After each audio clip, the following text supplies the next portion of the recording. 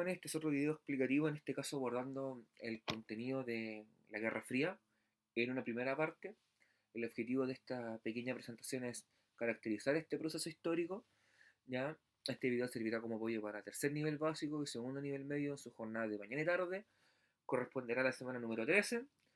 Y en la parte inferior de esta diapositiva pueden observar mi correo electrónico y el correo electrónico del proyecto de integración escolar del PIE. En caso de cualquier duda o consulta que tengan, la pueden enviar. Bien, comenzamos.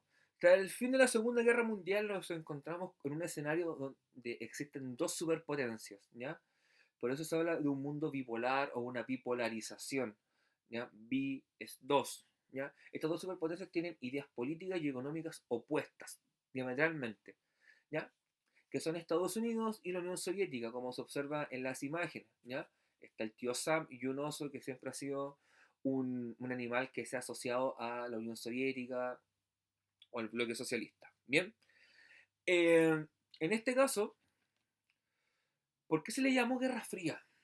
¿Ya? Porque el conflicto fue indirecto, nunca se enfrentaron en una guerra en forma directa, valga la redundancia, Estados Unidos y la Unión Soviética, sino que siempre fue utilizando otras estrategias, como puede ser el apoyo económico y militar a determinados estados que estuvieron en conflicto, ¿ya? A través de los deportes, de la carrera espacial, la guerra armamentista, otras guerras, como puede ser en el caso de la guerra de las Coreas, la guerra de Vietnam, los procesos de descolonización en África y en Asia, la guerra de Afganistán, entre otros, ¿ya? Y en el nivel de deportes también destacamos competencias como los Juegos Olímpicos y las competencias de ajedrez, como se ve en la imagen en la parte inferior izquierda, que es una fotografía del denominado partida del siglo, o match del siglo, entre Boris Spassky, que era el campeón del mundo de ajedrez de la Unión Soviética, y el retador Bobby Fischer, de Estados Unidos, de la época, que se llevó a cabo en la ciudad de Reykjavik, Islandia, en el año 1972. Bien, ¿qué proponían estas superpotencias? Estados Unidos, a nivel económico, presenta un proyecto centrado en el modelo liberal o neoliberal, como le quieran denominar, donde se enfatiza la iniciativa privada, en la libertad de emprendimiento, ¿ya? A nivel social, un alto grado de libertades individuales, libertad de expresión, de manifestación, de construir un partido político, libertad de prensa, ¿ya? En lo liberal, en libertades, ¿ya? Con una, con, no existe un control tan férreo, tan efectivo. Eso es la teoría, ¿ya? Porque después nos iremos dando cuenta que, por ejemplo, en Estados Unidos, durante la década del 50, 70, 60, existió la prohibición del Partido Comunista, se les persiguieron. En el caso de América Latina, cuando emergieron gobiernos con tendencias de izquierda, hubieron golpes de Estado, dictaduras militares, o gobierno militar, como le quieran llamar, ¿ya? Y en el caso de la Unión Soviética, a nivel económico, el proyecto es un proyecto planificado central, un sistema económico planificado central, donde el énfasis está en la iniciativa del Estado. Es el Estado el principal motor de la economía, es quien propone qué se va a hacer, cómo se va a hacer, en qué volumen, en cuál va a ser el precio. En el fondo, el control, un control mucho más profundo, mucho más excesivo en este ámbito. Y a nivel social hay un alto grado de control social, sobre todo teniendo una occidentalización de la población en el fondo. Que la cultura occidental llegara y corrompiera a los ideales de la revolución. ¿Bien? De hecho, por eso en la imagen que aparece bajo la Unión Soviética se ve una serie de monitos donde hay uno que tiene un casco y una banda presidencial que viene a representar el Estado y es el Estado quien está dirigiendo cómo se redistribuyen los ingresos. En cambio, en el modelo de Estados Unidos es la bolsa de comercio, el libre mercado, la especulación, el comprar, vender, ¿ya? Rápidamente. Ahora bien, un concepto que surge durante esta época es el concepto de cortina de hierro.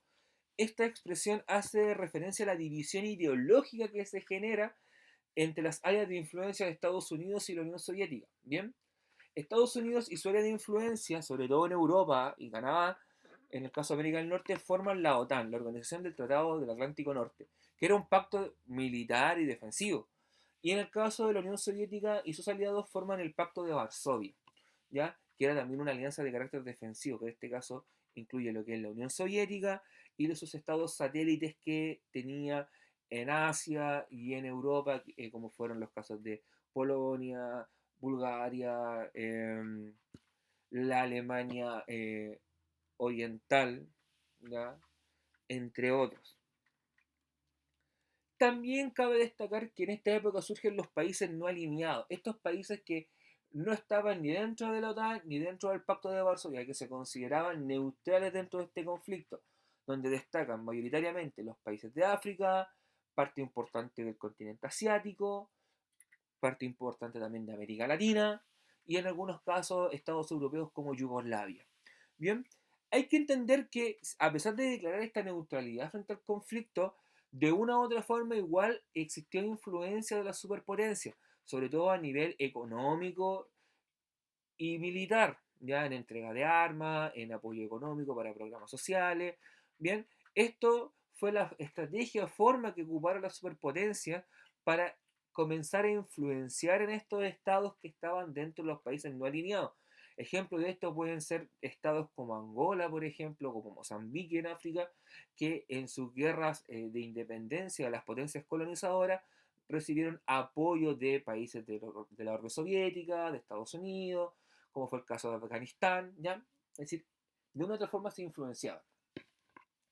Y a su derecha está el logo que tienen los países, el movimiento de los países no alineados, ¿bien? Ahora, ya habíamos hablado un poquito de la descolonización, lo nombramos un poquito en la diapositiva anterior.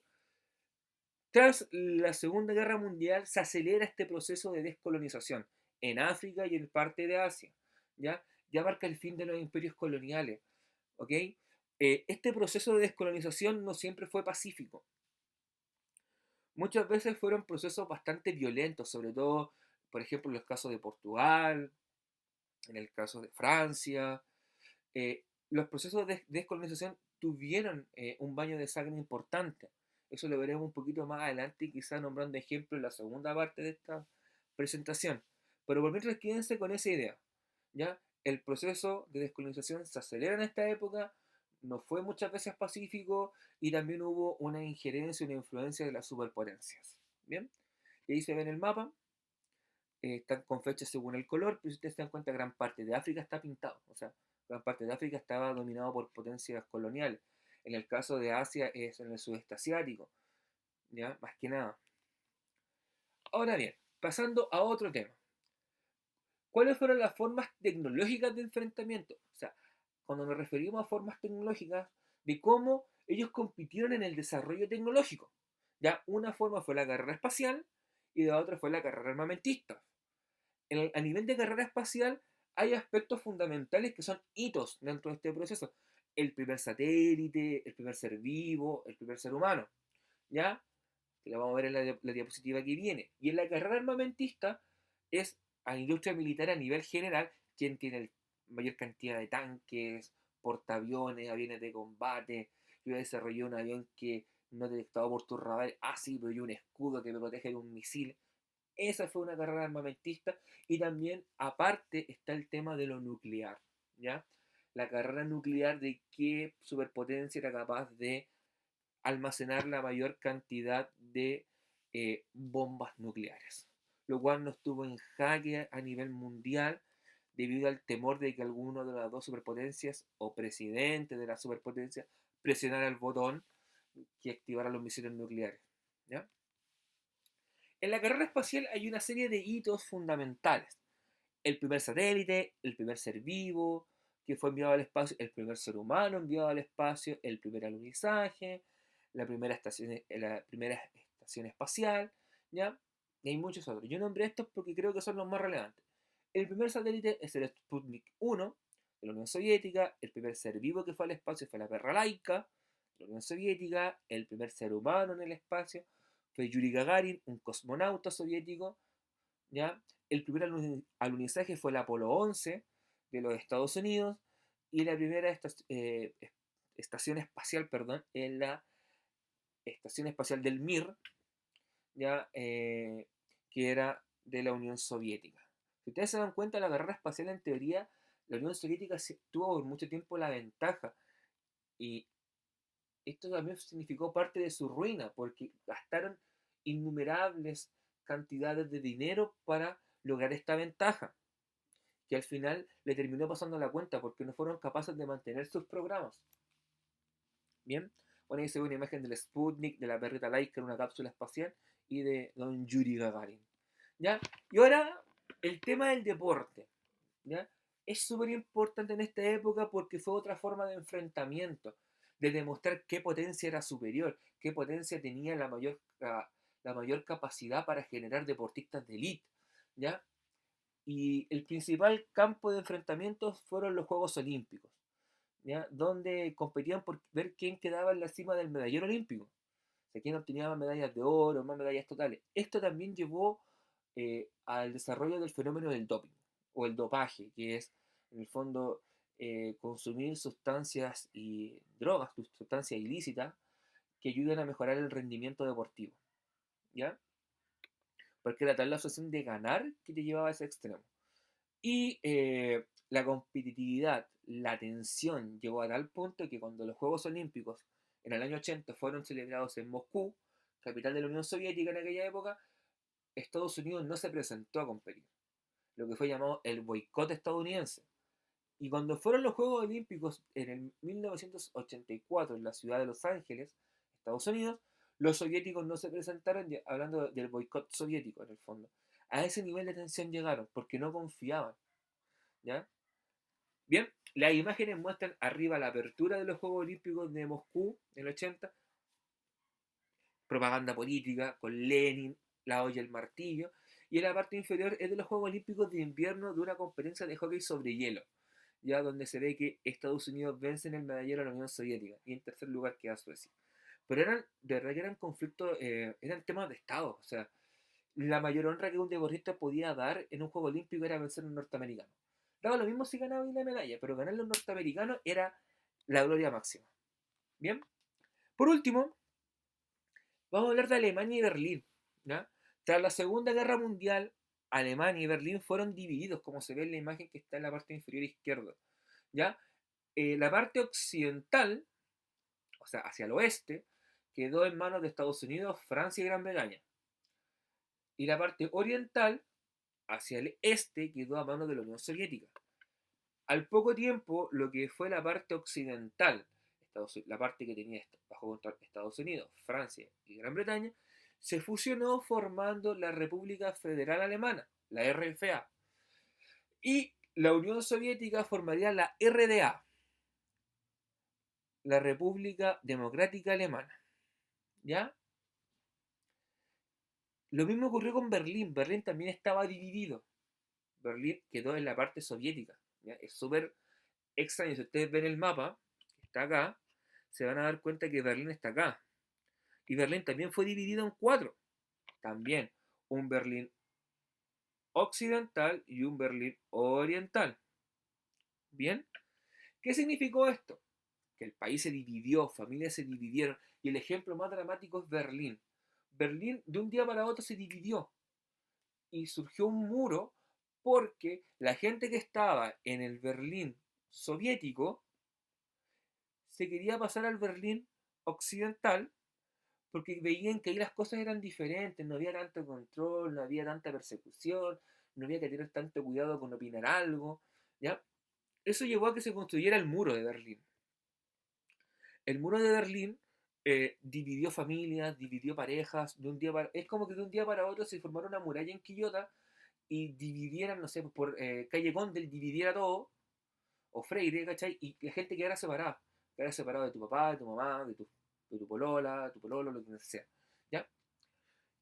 Le costó vida a cientos de personas que intentaron cruzar en forma irregular, porque no se podía cruzar de un lugar a otro, ¿ya? Y se convirtió en un hito de este proceso de Guerra Fría. De hecho, en la imagen que está a la derecha, se ve la gente reclamando, los oficiales ahí, el clamor de libertad, ¿ya?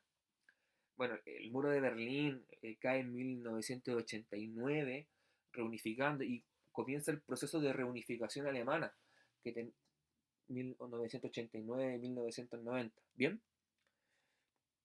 Bueno, hay una imagen más significativa, más profunda de cómo fue la división, ¿ya? Bien, chiquillos. Entonces, ahora como ejercicio, yo les planteo un fragmento de texto, que es un poquito extenso, lo sé, Es un discurso de Winston Churchill en el Colegio Westminster en Missouri, Estados Unidos, en el año 46. Las preguntas que yo les planteo acá es, ¿por qué Rusia o la Unión Soviética, porque acá eh, Churchill ocupa el concepto de Rusia, busca asegurar sus fronteras? Y la segunda pregunta es, ¿cuál es la visión de Churchill sobre Rusia y su líder José Stalin? Bien, la pregunta uno está textual en el texto, ¿ya? Por lo cual tienen que leer el fragmento y darse cuenta dónde habla sobre esto. De hecho, yo te diría que está en la parte ya final, en la segunda mitad del texto, cuando dice, comprendemos la necesidad que tiene Rusia de asegurar sus fronteras occidentales para alejar cualquier posibilidad de agresión por parte de los alemanes. Y si nosotros vemos las opciones, hay una opción que exactamente dice eso, para protegerse de una posible agresión alemana. Por lo tanto, la alternativa correcta debiera ser C. Y la segunda pregunta dice, ¿cuál es la visión de Churchill sobre Rusia y su líder José Stalin? Y te planteo tres opciones o afirmaciones. Se observa una admiración debida al aporte en la guerra. 2. Incertidumbre por las acciones que llevará a cabo. 3. Confianza sobre que los rusos, los soviéticos no invadirán territorio occidental.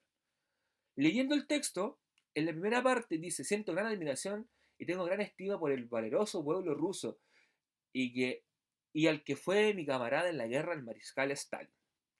Por lo tanto, se observa una admiración por el aporte que hicieron en la guerra, ¿ya? Porque habla del valeroso pueblo valiente. ¿Y cómo demuestra todo el valor? En un conflicto. Por lo tanto, la 1 es. Por lo tanto, yo ya sé que no puede ser la B, y me queda la A, la C, la D y la E. Incertidumbre por las acciones que llevarán a cabo. Una sombra se cierne sobre los escenarios que hasta hoy alumbraba la luz de la victoria de los aliados. Nadie sabe qué pretende hacer la Rusia soviética y su organización comunista internacional en el futuro inmediato, ni cuáles son los límites si existe alguno en su tendencia expansiva y proselitista. Hay una incertidumbre, por lo tanto también sé que es la 2, o sea, no puede ser ni solo 1 ni solo 2, porque sé que es la 1 y la 2. O sea, puede ser la C, tampoco puede ser la D porque está la 3. O sea, me queda solamente la opción C y la opción E. Y la tercera dice, confianza de que los rusos soviéticos no invadirán territorio occidental.